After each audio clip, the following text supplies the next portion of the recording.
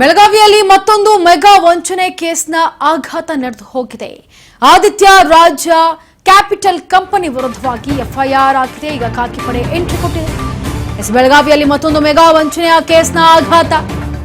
ಆದಿತ್ಯ ರಾಜ capital company ವಿರುದ್ಧ FIR, ಖಾಕಿ ಪಡೆ entry. ಒಂದಲ್ಲ ಎರಡಲ್ಲ, ಸಾವಿರಾರು ಕೋಟಿ ಲೂಟಿ ಆರೋಪ ಕೇಸ್. ಎಸಿಪಿ ಶೇಖರಪ್ಪ ನೇತೃತ್ವದಲ್ಲಿ ಕಚೇರಿ ಮೇಲೆ ಪೊಲೀಸರ ದಾಳಿ.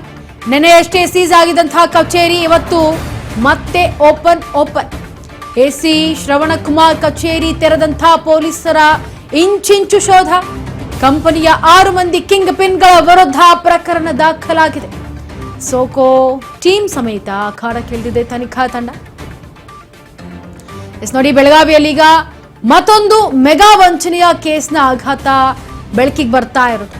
ಆದಿತ್ಯ ರಾಜ ಕ್ಯಾಪಿಟಲ್ ಕಂಪನಿ ವಿರುದ್ಧವಾಗಿ ಎಫ್ಐಆರ್ ಆಗಿದೆ. ಹಾಗಾಗಿ ಖಾಕಿ ಪಡೆ ಅಲ್ಲಿಗೆ ಎಂಟ್ರಿ ಕೊಟ್ಟಿದೆ.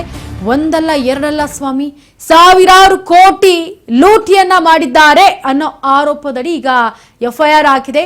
ಹಾಗಾಗಿ ಎಸಿಪಿ ಶೇಖರಪ್ಪ ನೇತೃತ್ವದಲ್ಲಿ ಕಚೇರಿ ಮೇಲೆ ಪೊಲೀಸರು ದಾಳಿಯನ್ನ ನಡೆಸ್ತಾ ಇದ್ದಾರೆ. ನಿನ್ನೆಯಷ್ಟೇ ಸೀಸ್ ಆಗಿತ್ತು ಈ ಕಚೇರಿ, ಇವತ್ತು ಮತ್ತೆ ಓಪನ್ ಆಗಿದೆ.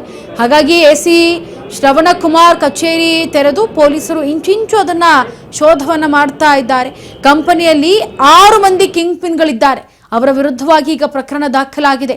ಸದ್ಯಕ್ಕೆ ಸೋಕೋ ಟೀಮ್ ಸಮೇತ ಅಖಾಡಕ್ಕಿಳಿದಿದೆ ತನಿಖಾ ತಂಡ. ಇತ್ತ ಲ್ಯಾಪ್ಟಾಪ್ಸ್ ಆಗಿರಬಹುದು, ಕಂಪ್ಯೂಟರ್ ಆಗಿರಬಹುದು, ಎಲ್ಲವನ್ನೂ ಕೂಡ ಜಾಲಾಡ್ತಾ ಇದ್ದಾರೆ ಹಿರಿಯ ಅಧಿಕಾರಿಗಳು.